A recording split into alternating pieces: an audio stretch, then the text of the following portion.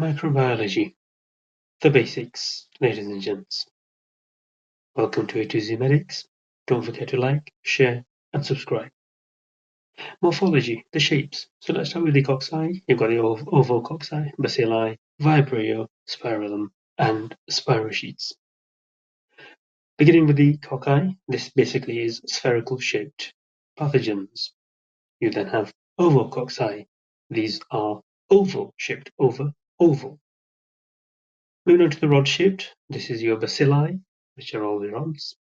And then V for vibrio, V for V-shaped. So these look like a V.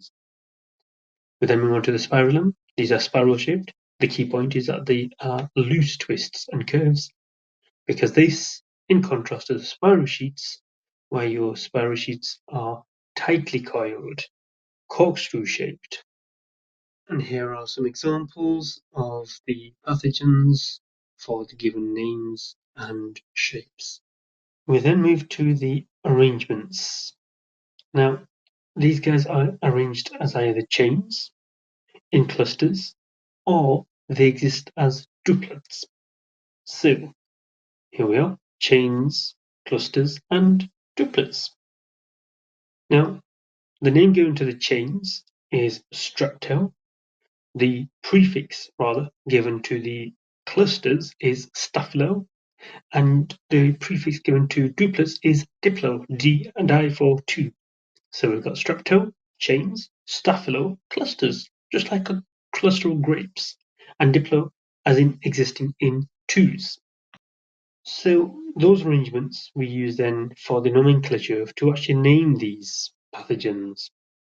So we'll again use those prefixes of strepto, staphylo, and diplo, and then if we combine that with a cocci, remember the cocci were circular, so we might have something referring to streptococcus, we might have staphylococcus, and we might have diplococcus.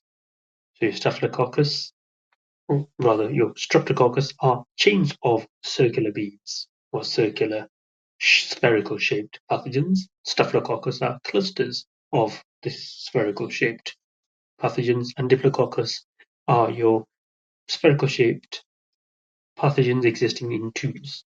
We then have typical examples, as you can see, Streptococcus pneumoniae, Staphylococcus aureus, and Neisseria gonorrhea. Similar situation as we might apply to the bacilli as other examples. So we have Streptococcus bacilli, and we have Diplococcus bacilli. Again, examples of these are Streptococcus moniformis, and we have Coxiella burnetii. The question is, how are we going to remember all of this? So, streptococcus. Now remember, strep causes sore throats. That's why when you go to the shops, you buy strepsols. So the strep in strepsols, this is my hypothesis, comes from the agent that causes the sore throat, which is your streptococcus. We then have E. coli. E. coli are enterobacter. They exist in the enteric system in the gut. They exit via the anal canal, and when individuals wipe from the back to front, the defecation in which the E. coli may exist is then moved, it's transported to the frontal region, hence causing UTIs, and this is therefore the most common cause of uncomplicated UTI. We then have Neisseria gonorrhea. Now, if we look at Neisseria gonorrhea, remember we use that as an example as Diplococcus, and your O's in gonorrhea are your two diplococci, and then G for gram and N for negative. So Neisseria gonorrhea is gram-negative pathogen. We then have ovococci, which oval, remember, and your Enterococcus faecalis. Now, feces, they can look a bit round and long, so oval-shaped, hence ovococci. We then have Vibrio cholerae, which is V-shaped, hence the V for Vibrio, V for V-shaped. And of course, we then have spirillum, which is spiral-shaped, and this is your Campylobacter jejuni. Now, if you look at the J's, this looks a little bit like twisted J spirals.